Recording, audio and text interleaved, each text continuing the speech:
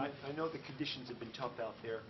We just spoke with Nadal, and he said that the problems, as he saw it, it had not to do with the officials, but representation. What does he mean by that? Do you think changing representation would change the rain policy out here at all in the future? The official representation. He said the representation of the players here in the tournament, that should change. And well, I just think I think because we have the ATP and the ITF, and they don't like each other very much, there's always going to be some issues with Davis Cup, the schedule, the Grand Slams, things like what happened yesterday. Well, how do you think if that was different, that might change the rain on the court with calls like that? The rain on the court? Well, I think he was talking about how he was upset, and you both, all three of you were. Well, the difference is that at the ATP tournaments, not this one, we have like ATP representatives, we have like an ATP tour manager, like ATP referees, so they're looking out for the players, is what they're obviously there to do. And here we have an ATP tour manager who was in the locker room with us beforehand yesterday, and he was saying it's still raining out there, guys, you shouldn't go out and play. And then the referees here, it's different, it's the ITF. They want us to go out on the court, and if it was at an ATP tournament, we wouldn't have been on the court. But because it's not, the ATP don't run the Grand Slams, then it's not always up to us. Do you think commercial interests trump player well-being? Yeah. And do you think it's more so here than in other tournaments, particularly Grand Slams? I don't know. To be honest. I mean, I think if a lot of because in Australia and at Wimbledon they have a roof now.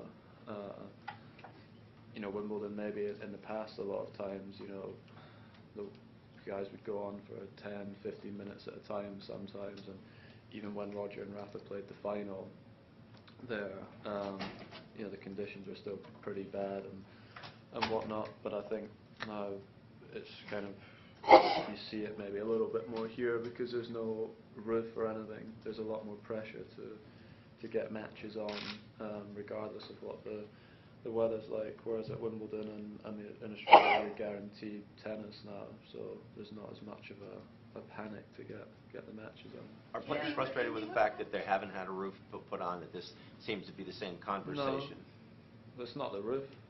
It's not the roof that's the problem. I don't think it's, having a Monday, Tuesday, Wednesday first round doesn't help. Having the semis on Saturday and Sunday I don't think helps. Some basic covers I would think would do for now. I don't think the roof is necessary. Andy, what kind of reaction have you gotten from other players for the stand that you and Andy and Rafael took? Some people are saying it's a watershed moment in terms of players actually standing up for themselves.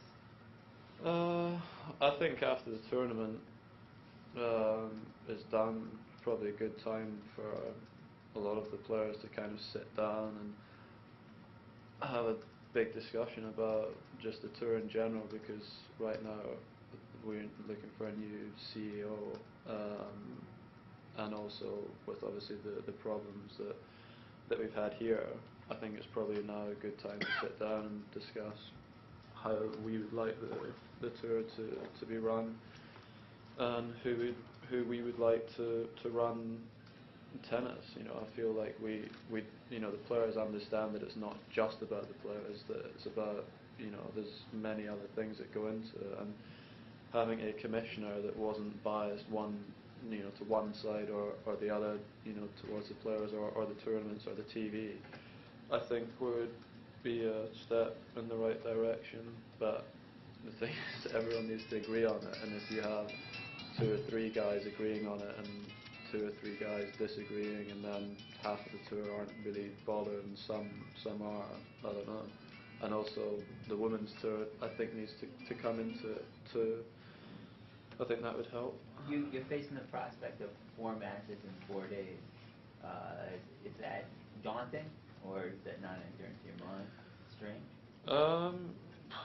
Well, it's not ideal, but that's kind of what you have to deal with just now, and you just got to get on with it. Like, obviously the last few days haven't been great, but also there's nothing, it was raining anyway, there's nothing that we could have done about it at the time because there's no covers and whatnot, so you just got to try and embrace the situation, do all the right things to get yourself ready to, if you have to play 4 matches in 4 days, but I'm still a long way from having to play 4 matches in 4 days. Andy, what do you think about the fact that the top half of the draw are playing their quarterfinals today?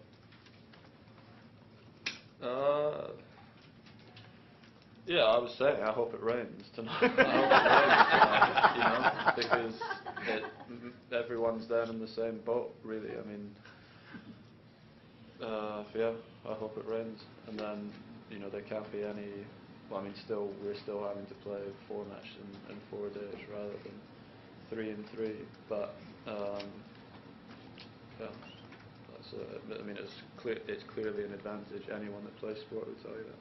Andy, now that you've won, can you sympathise with him at all for, he's having a big moment here, he's got some momentum going, which has been hard for him to do in his young career, and he's got to wait 2 days. Did you feel that, any sympathy from him, and do you think that played any kind of a role in his performance today? No, well, I don't know whether it played a part in his performance or not. He's not young anymore, he's 22 years old, so I think 21, 22 years old, so yeah, everyone has to deal with those situations, and maybe me and a few of the other guys will have had more experience in dealing with those situations, so if he struggled today and it was a little bit because of that, then yeah, but there's nothing any of us could have done, and for the guys as well that are, I think, are here to try and win the event. There's a lot of pressure to try and get matches done quickly, and also because, like you say, playing 4 matches in 4 days is a bit of pressure. Not to have a brutal match today either. So it was tough for everyone. What are your thoughts? There's actually been some suggestions that they could play best of 3 just to try and get it in on before Sunday at some stage. Would that? Do you think No, I'd rather just go for it now and try and get it done. And in a way, I think if something happens to a player or something, the final turns out to be an absolute, dead match because someone's so tired, I think it would show up. Yeah, I mean, obviously a lot of flaws have shown up, but it would be a time to say, look, it's meant to be the biggest match or one of the biggest matches in tennis, and it's been, messed up because of the schedule. So I think we should just try and play the best of 5, try and get through it. Hopefully everyone will be okay, and then after the tournament sit down and with whoever and make sure it doesn't happen again. What are your thoughts on the opponent, possible opponent for the next match? Well, I've only played John once or twice, and Gilles I've played quite a lot. I've had good results against Gilles. I've always quite enjoyed playing him, but he's a tough guy to play because he doesn't give you anything. So you need to play a very solid match and a smart match, because he can be, as you saw, winning against Del Potro the other day, he can frustrate a lot of players. He makes it very difficult.